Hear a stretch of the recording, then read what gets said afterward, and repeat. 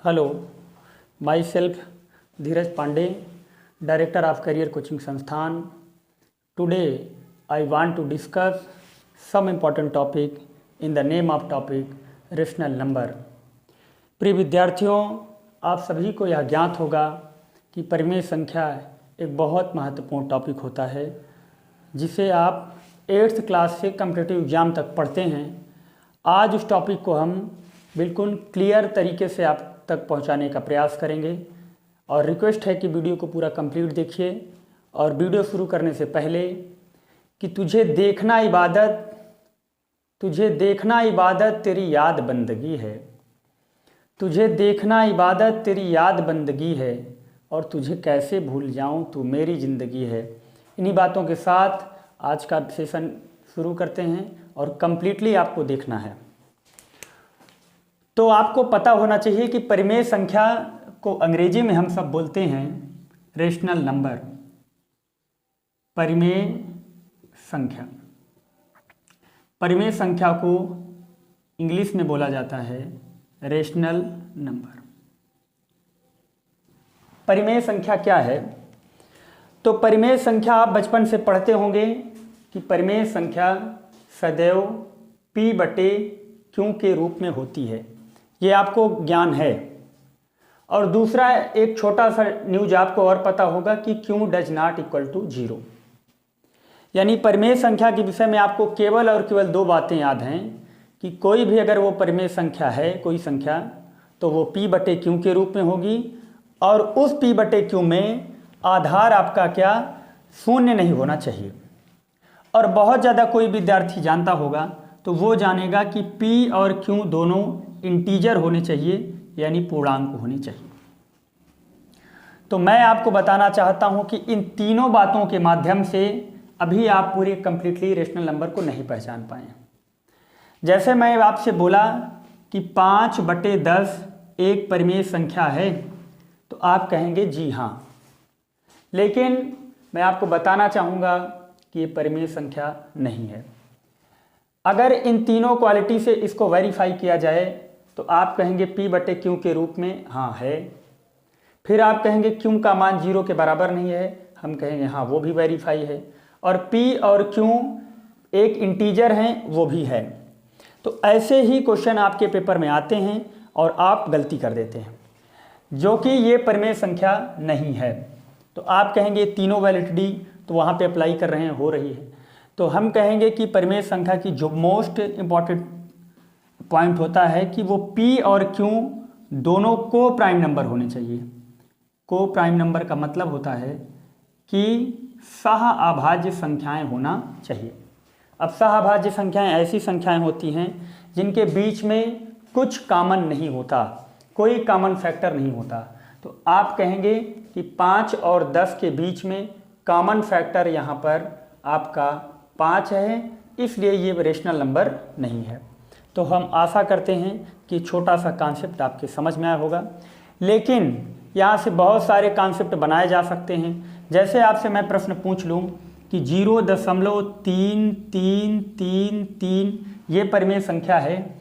जैसे मैं पूछ लूँ 0.365837 ये परिमेय संख्या है, और ये भी एज ए कंटिन्यू इस तरीके से आगे बढ़ रही है, तब आप पूरी तरीके से कंफ्यूज हैं कि कौन परिमेय संख्या हो सकता है, कौन परिमेय संख्या नहीं हो सकता। तो इस बात को वेरीफाई करने के लिए मुझे इन बातों का बहुत अच्छे से जानकारी होना चाहिए कि अगर कोई परिमेय संख्या है तो वो P/Q के रूप में होगा, और Q का मान 0 के बराबर नहीं होगा, और P और Q एक इंटीजर होने चाहिए, और P और Q एक को प्राइम नंबर होने चाहिए। तो आप इसे नोट डाउन कर सकते हैं। तो हम आशा करते हैं कि ये चीज़ आप कॉपी कर लिए होंगे। अगला पॉइंट इसमें है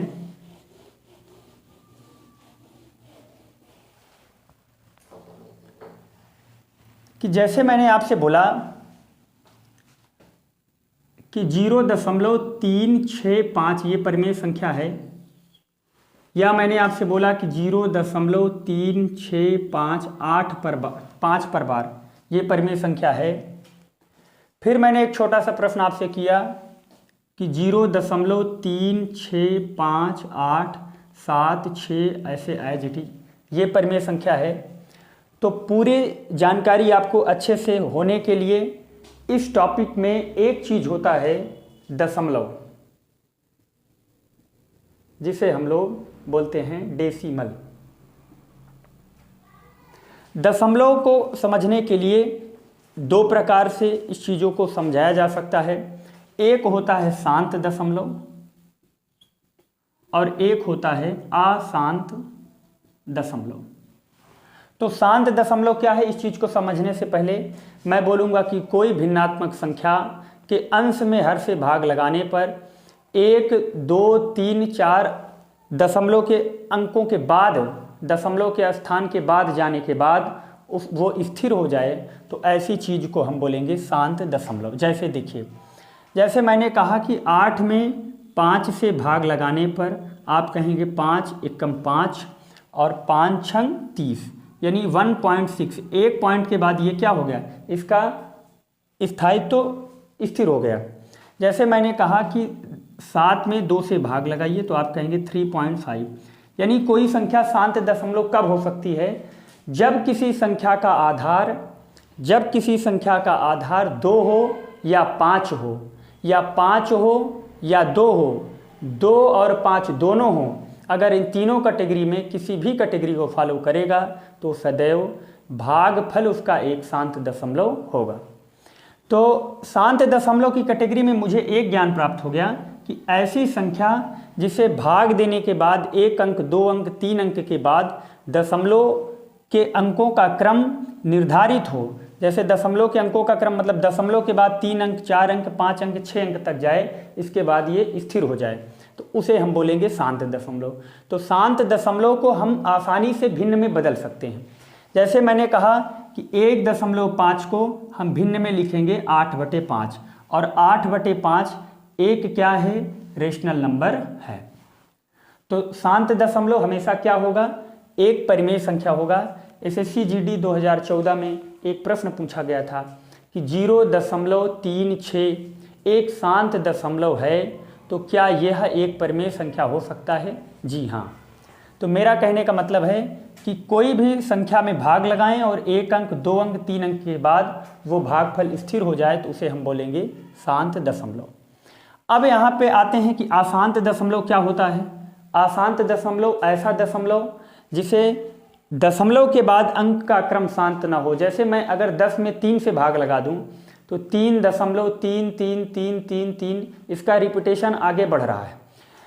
और एक तो है कि जो फिक्स पैटर्न पर आगे बढ़े 3-3-3-3, 7-7, 9-9, लेकिन एक का रिपीटेशन फिक्स नहीं होता। जैसे मैं बोल दूं कि 22 में 7 से भाग लगाइए, तो आप कहेंगे 3.1415 ये एज अ कंटिन्यू कोई रेगुलर पैटर्न को फॉलो नहीं कर रहा है, तो इसे हम बोलेंगे शांत दशमलव का नॉन रिपीटिंग डेसिमल। जैसे देखिए, शांत दशमलव दो प्रकार के होते हैं, एक होता है रिपीटिंग डेसिमल और एक होता है नॉन रिपीटिंग डेसिमल। जैसे आपसे मैं बोलूं कि 10 में 3 से भाग लगाइए, तो आप कहेंगे 3.33333।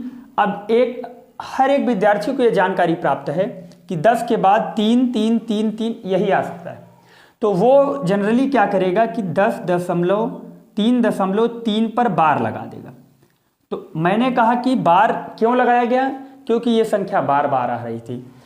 जैसे मैं आपसे बोल दूं कि 20 में 6 से भाग लगाइए, तो आप कहेंगे 6×18, 6×18, 6×18, 6×18। इसका मतलब क्या हुआ, 3.333, इसका मतलब 3.3 पर बार। जैसे मैंने आपसे कहा कि 20 में 3 से भाग लगाइए, तो आप कहेंगे 3×18, 3×9, 3×18, 3×18, 3×18, इसका मतलब 6.6 पर बार। तो एक चीज़ हमें पता चल गया कि किसी भी संख्या में भाग लगाने पर दशमलव के बाद अंकों का क्रम निर्धारित है, तो उसे हम बोलेंगे रिपीटिंग डेसिमल। लेकिन कुछ ऐसे क्वेश्चंस होते हैं जिसमें मैं भाग लगाने के बाद दशमलव का क्रम निर्धारित ना हो। जैसे मैंने आपसे कहा कि 22 में 7 से भाग लगाइए, तो आप कहेंगे 7×3 = 21, 1 बचेगा, फिर आप कहेंगे 7 एकम 7, 3 बचेगा। फिर आप कहेंगे 7 चौक 28, 2 बचेगा। फिर आप कहेंगे 7 दूनी 14। इसका मतलब दशमलव का क्रम निर्धारित नहीं है, तो इसे हम बोलेंगे नॉन रिपीटिंग डेसिमल। और आपको ये जानकारी प्राप्त होना चाहिए कि नॉन रिपीटिंग डेसिमल को हम कभी भी, ध्यान से बात को सुनिएगा, नॉन रिपीटिंग डेसिमल किसके कैटेगरी में आएगा? अशांत दशमलव की कैटेगरी में। तो नॉन रिपीटिंग डेसिमल को हम कभी भी फ्रैक्शन में एक्सचेंज नहीं कर सकते, और जिस भी चीज़ को हम फ्रैक्शन में एक्सचेंज नहीं कर सकते उसे हम कभी भी परिमेय संख्या नहीं कहेंगे। तो यहाँ से बहुत क्रिटिकल सिचुएशन के साथ आपको चीज़ें समझनी होगी कि शांत दशमलव और रिपीटिंग डेसिमल, शांत दशमलव और रिपीटिंग डेसिमल ये सभी रेशनल नंबर होते हैं। क्या हमने कहा? शांत दशमलव और रिपीटिंग डेसिमल ये सदैव एक परिमेय संख्या होगा, लेकिन नॉन रिपीटिंग डेसिमल यानी कैटेगरी ऑफ अशांत, यानी जो अशांत दशमलव की कैटेगरी में नॉन रिपीटिंग डेसिमल होगा वो कभी भी परिमेय संख्या नहीं होगा। तो इन्हीं चीज़ों को आप ऐसे तरीके से समझेंगे तभी आपका क्लियर होगा। तो क्या हमने समझा कि शांत दशमलव एक परिमेय संख्या है और अशांत दशमलव में रिपीटिंग डेसिमल एक परिमेय संख्या है, लेकिन अशांत दशमलव में नॉन रिपीटिंग डेसिमल यानी दशमलव के बाद जिनका क्रम निर्धारित नहीं है वो कभी भी परिमेय संख्या नहीं हो सकता। तो हम आशा करते हैं कि पूरा क्लियर आपका हो गया होगा। परिमेय संख्या में हमने क्या पढ़ा कि कभी भी कोई संख्या p/q के रूप में है, q का मान 0 के बराबर नहीं होना चाहिए, p और q एक को प्राइम नंबर होने चाहिए, और p और q दोनों इंटीजर होने चाहिए। 4 चीज़ों के माध्यम से हमने परिमेय संख्या को आपको सिखाने का प्रयास किया। इसके बाद हमने दशमलव के माध्यम से एक चीज़ आपको बताया कि शांत दशमलव और रिपीटिंग डेसिमल ये सभी परिमेय संख्या होते हैं, लेकिन नॉन रिपीटिंग डेसिमल कभी भी परिमेय संख्या नहीं होते। तो हम आशा करते हैं कि ये परिमेय संख्या वाला कॉन्सेप्ट आपके अच्छे से दिमाग में आया होगा।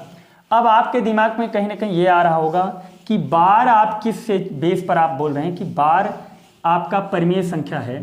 तो बार वाले क्वेश्चंस को इस वीडियो में ही क्लियर कर देते हैं आपका।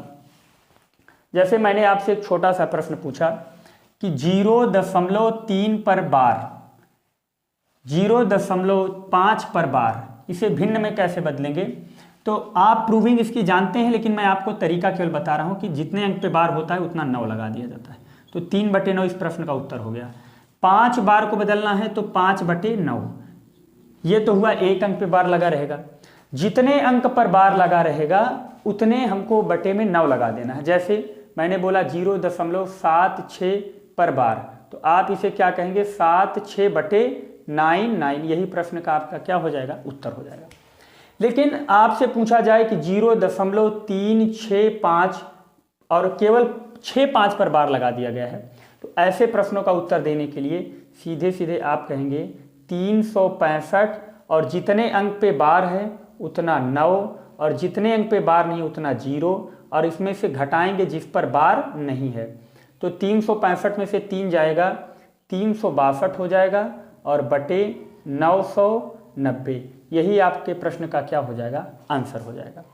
लेकिन कभी कभी क्या होता है कि जैसे आपसे बोल दिया जाए कि 2.365 एक अंक पर बार है, तो इसे हल करने के लिए 2 + 0.365 और जितने अंक पे बार है उतना 9, और जितने अंक पे बार नहीं है उतना 0 लगा दीजिए, और जिस पर बार नहीं है उसी को आप क्या कर देंगे? माइनस कर देंगे, और इसी को आप हल कर देंगे। यही आपके प्रश्न का हो जाएगा आंसर।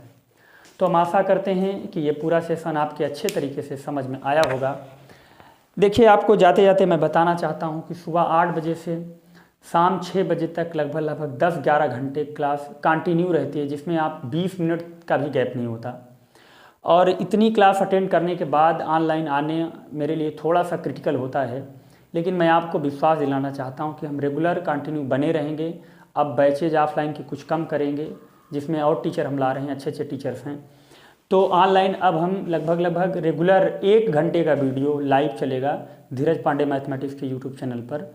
तो अभी तो वीडियो मैं अपलोड कर रहा हूँ, लेकिन धीरे धीरे 1-2 दिन के अंदर आप लाइव क्लास में जुड़ जाइएगा।